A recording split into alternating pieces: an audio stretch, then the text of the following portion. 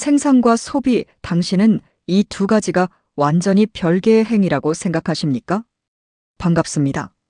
돈 부활 공작소의 돈파상입니다. 여러분, 우리는 매일 뉴스나 신문에서 이런 골치 아픈 이야기를 듣습니다. 요즘 국가 생산 지표가 나쁘다. 소비가 심각하게 위축되어서 큰일이다. 경제학자들은 이 생산과 소비를 마치 완전히 다른 대륙에 떨어져 있는 두 개의 별개 행동처럼 분리해서 설명하곤 하죠. 하지만 여러분, 가만히 눈을 감고 우주의 이치와 자연의 법칙을 한번 들여다보십시오. 과연 이 세상에 소비 없는 생산이 존재할 수 있을까요? 반대로 생산 없는 소비가 단 한순간이라도 존재할 수 있겠습니까? 우리가 생각하는 생산과 소비는 사실 하나의 행위를 두고 내가 보고 싶은 면만 골라서 인간들이 마음대로 이름을 따로 붙인 것에 불과합니다. 동전의 앞면을 생산이라 부르고 뒷면을 소비라고 부를 뿐 동전이라는 본질은 단 하나라는 뜻입니다. 아무것도 존재하지 않는 완전한 진공 상태에서 무언가를 뚝딱 만들어낼 수 있는 인간은 단 한 명도 없습니다. 우리가 말하는 모든 생산은 우주에 원래 존재하는 어떤 에너지나 물질을 가져와서 그 형태를 보기 좋게 변형시킨 것에 지나지 않습니다. 그리고 그 변형시키는 과정에서 변형의 재료가 된 기존의 물질을 우리는 소비했다고 말하는 것이죠. 결국 생산 행위가 곧 소비 행위이고 소비 행위가 곧 생산 행위입니다. 예를 들어볼까요? 공장에서 아주 세련된 자동차 한 대가 멋지게 완성되어 나옵니다. 사람들은 환호하며 말합니다. 와, 대단한 자동차를 생산했구나. 그런데 여러분, 그 자동차가 허공에서 튀어나왔습니까? 아닙니다. 자동차라는 상품이 세상에 생산되는 바로 그 눈부신 순간에 수많은 철광석이 녹아 없어졌고 플라스틱과 유리가 소모되었으며 수많은 노동자들의 귀중한 시간과 땀방울, 즉 노동력이 소비되었습니다. 자동차의 생산 행위는 철과 플라스틱과 인간 노동력의 소비 행위와 정확히 일치합니다. 단 1초의 오차도 없이 동시에 일어난 하나의 행위인 것입니다. 우리는 그저 눈앞에 완성된 자동차라는 결과물만 보고 싶어 하니까 생산에만 이름을 붙이고 뒤에서 사라진 재료들의 소비는 아예 생각조차 안 합니다. 참으로 인간들이 보기 좋은 것만 보고 이름 붙이는 반면이죠. 그렇다면 반대로 소비 행위가 어떻게 생산 행위가 되는지도 한번 가만히 생각해 볼까요? 나는 평소에 아무것도 안 만들고 그냥 돈만 쓰고 소비만 하는 존재야라며 낙담하는 분이 계실지 모릅니다. 하지만 여러분은 살아 숨쉬는 그 자체만으로도 매 순간 거대한 생산 활동을 하고 계십니다. 지금 저와 함께 숨을 크게 한번 들이마셔 보시죠. 흠- 숨을 깊이 들이쉬고 후- 내쉬며 우리가 방금 공기를 들이마실 때 우리는 공기 중의 산소를 내 몸 안으로 소비했습니다. 산소만 마시나요? 공기 속에 섞여 있는 질소, 수소, 수증기, 온갖 눈에 안 보이는 원소들을 내 몸 안으로 받아들여 소비한 것입니다. 생명을 유지하기 위해 공기를 소비하는 행위죠. 만약 인간이 들어 마시기만 하고 내뿜지 않는다면 어떻게 될까요? 그 즉시 몸이 터져 죽고 맙니다. 숨을 들여 마셨으면 뭔가 반드시 내뿜어야 하는데 방금 우리가 내뿜은 게 무엇입니까? 예, 바로 이산화탄소입니다. 산소를 소비하는 바로 그 행위를 통해 우리는 이산화탄소라는 새로운 물질을 우주에 생산해낸 것입니다. 우리가 의도했든 의도하지 않았든 말이죠. 우리가 뿜어낸 이산화탄소는 어디로 갑니까? 길가에 서 있는 나무와 풀들이 고맙게 받아먹고 자기 몸을 키우는 재료로 맛있게 소비합니다. 그리고 나무는 그 소비를 통해 다시 우리가 마실 산소를 생산해내죠. 이 얼마나 아름다운 자연의 순환이고 우주의 법칙입니까? 인간의 소비는 식물의 생산이 되고 식물의 소비는 인간의 생산이 됩니다. 결국 생산과 소비는 따로 떨어져서 독립적으로 존재하는 행동이 아니라 우주라는 거대한 유기체가 숨을 쉬는 앞과 뒤, 들숨과 날숨의 한 세트인 것입니다. 돈의 흐름도 우리 경제의 흐름도 이 자연의 호흡과 완전히 똑같습니다.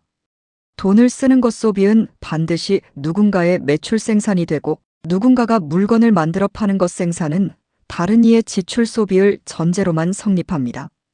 이 두 개를 쪼개서 생각하는 것 자체가 에러입니다. 경제의 흥망성쇠, 결국 인간의 마음에 달려있다. 자, 그러면 이 원리를 가지고 우리가 흔히 이야기하는 경기를 설명해 보겠습니다. 요즘 경기가 아주 좋다, 시장이 활성화됐다 하는 상태는 도대체 무엇일까요? 이제 답은 명쾌합니다. 이 생산과 소비라는 동전의 양면, 즉 들숨과 날숨의 순환이 시장 안에서 아주 빠르고 건강하게 뱅글뱅글 돌아가고 있다는 뜻입니다. 사람들이 기분 좋게 숨을 들이쉬고 활기차게 숨을 내뱉는 상태입니다. 돈이 막힘없이 활발하게 돌고 도니까 사회 전체에 활력이 넘치는 것이죠. 반대로 경기 침체가 왔다, 불황이다라는 것은 무엇입니까? 이 거대한 순환이 어디선가 턱하고 막혀서 줄어드는 것입니다. 사람들이 어떤 이유에 의해서인지 시장 바닥에서 잔뜩 움츠러들어 숨을 크게 쉬지 않는 상태입니다. 생산과 소비라는 하나의 순환 행위를 인간들이 스스로 줄여나가고 있는 것이죠. 그렇다면 이 순환을 멈추게 하거나 다시 움직이게 만드는 진짜 원동력은 어디 딴 데서 오는 걸까요? 정부의 특별한 정책, 복잡한 금리 계산? 아닙니다. 바로 인간의 마음입니다. 경기 활성화도 경기 침체도 하늘에서 갑자기 벼락처럼 떨어지는 게 아닙니다.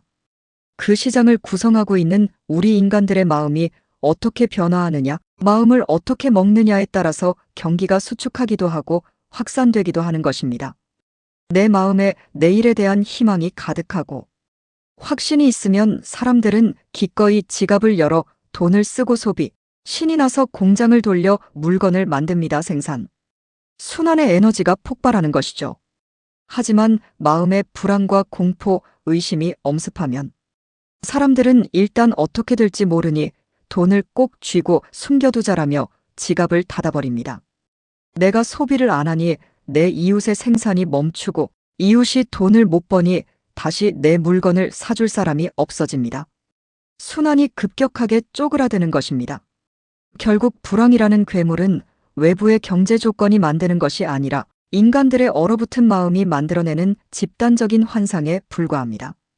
제 이 이야기가 너무 마음 공부 같거나 철학적으로만 들리시나요? 놀랍게도 이 원리는 인류 역사상 가장 위대한 경제학자 중 한 명인 존 메이너드 케인즈가 1930년대 세계 대공황이라는 혹독한 위기를 겪으며 뼈저리게 깨닫고 정립한 전설적인 경제 이론과 정확하게 일치합니다. 당시 케인즈 이전의 고전파 경제학자들은 경제를 수학 공식처럼 생각했습니다. 시장은 내버려 두면 가격이 알아서 조절되니까 공급과 수요가 딱딱 맞아떨어지고 대공황 같은 대참사는 절대 일어날 수 없다라며 책상 앞에서 정밀한 계산기만 두드리고 있었죠. 하지만 현실은 어땠습니까? 공장은 멈췄고 물건은 안 팔렸으며 수천만 명의 실업자가 거리에 넘쳐났습니다. 수학 공식이 완전히 깨져버린 것입니다. 이때 케인즈가 나타나 복잡한 수식과 그래프를 다 치워버리고 인간의 마음을 경제학의 가장 중심 기둥으로 끌고 들어왔습니다. 케인즈는 대공황의 본질을 설명하면서 경제학 역사상 가장 유명한 단어를 사용했습니다. 바로 야성적 충동 에너멀 스피리츠입니다. 케인즈는 인간이 컴퓨터처럼 언제나 이성적이고 차갑게 계산해서 행동하는 존재가 아니라고 보았습니다. 인간이 투자를 결정하고 물건을 사고 사업을 벌이는 그 모든 경제적 행위에 저 밑바탕에는 도저히 숫자로 계량할 수 없는 인간의 원초적인 감정과 충동, 즉 낙관주의와 비관주의라는 야성적인 마음이 깔려 있다는 것입니다. 케인즈는 공황의 본질을 인간 마음이 만들어낸 공포의 도미노 현상이라고 명쾌하게 설명했습니다. 시장의 어떤 계기로 비관적인 기류와 공포가 한번 퍼지기 시작하면 기업가들은 이성적인 계산을 떠나 마음속의 야성적 충동이 얼어붙어 투자를 딱 멈춥니다. 소비자는 미래가 무서워서 지출을 줄이죠. 케인즈가 말한 대공황의 치유법 역시 아주 단순했습니다. 인간의 얼어붙은 마음에 국가가 마중물을 부어 다시 불을 지피는 것이었습니다. 시장 참여자들이 무서워서 숨을 쉬지 않으니 정부가 대신 재정지출이라는 강제 인공호흡을 해서라도 시장에 짜. 이제 괜찮다. 겁먹지 말고 다시 움직여라. 하는 신호를 주어 인간의 마음을 돌려놓아야 한다는 것이 케인즈 경제학의 본질입니다. 결국 세계 경제를 구한 위대한 이론도 경제란 결국 인간 마음먹기에 달린 순환 게임이다라는 이 명확한 진리를 대변하고 있는 것입니다. 돈 부활 공작소 구독자 여러분, 그리고 이 시대의 당당한 주인 여러분. 오늘 우리는 돈과 시장의 거대한 비밀을 함께 풀었습니다. 생산과 소비는 분리할 수 없는 하나의 행위이며 경제의 흥망성쇠는 결국 우리 인간들의 마음이 만들어내는 에너지의 파도라는 사실을 말입니다. 자연의 거목이 아무리 높게 자라도 영원히 하늘을 뚫고 자랄 수는 없습니다. 무성하게 자라 열매를 맺고 나면 때가 되어 스스로 쓰러져 흙으로 돌아가야만 우주의 순환. 그 토양에서 새로운 생명이 다시 태어날 수 있는 법입니다. 화폐 시스템과 자본주의 경제 역시 이 흥망성쇠의 순환 법칙을 그대로 따르고 있으며 팽창이 있으면 수축이 있는 것이 자연에 거스를 수 없는 순리입니다. 그러니 불황이니 경기 침체니 하는 세상에 겁주는 말들에 내 귀중한 마음을 빼앗겨 얼려버릴 필요가 전혀 없습니다.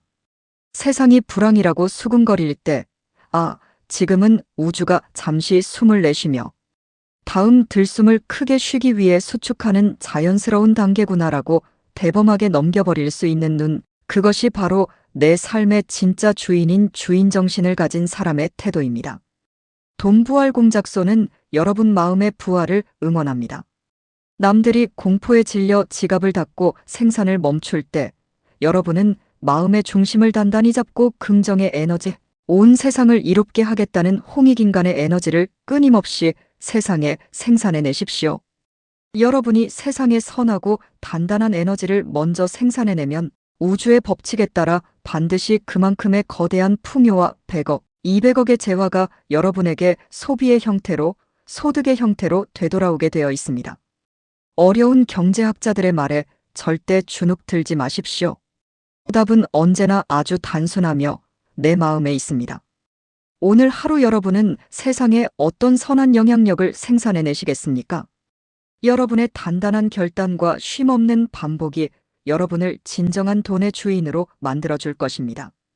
오늘 영상이 여러분 마음속에 잠자고 있던 뜨거운 야성적 충동을 깨우는 불씨가 되었기를 바랍니다. 지금까지 돈 부활 공작소의 돈파상이었습니다. 감사합니다. 다음 영상에서 또 정성스럽게 접어올릴 진리의 종이학을 기대해 주십시오.